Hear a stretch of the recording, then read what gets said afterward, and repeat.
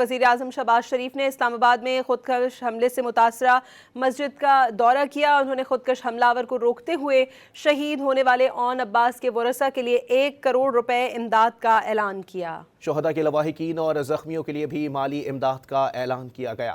وزیر اعظم کو مسجد ختیجۃ الکبریٰ سلام اللہ علیہا پر خودکش حملے پر بریفنگ دی گئی۔ شہباز شریف اون عباس کے گھر گئے اور ورثاء سے ملاقات کی۔ انہوں نے شہداء کے لواحقین کے لیے 50 لاکھ، شدید زخمیوں کے لیے 30 اور معمولی زخمیوں کے لیے 10 لاکھ روپے امداد کا اعلان کیا۔ وزیر اعظم نے کہا کہ شہداء کی قربانیاں رائے گاہ نہیں جائیں گی۔ مسلمانوں میں تفریق پیدا کرنے کی سازش ناکام ہو گئی۔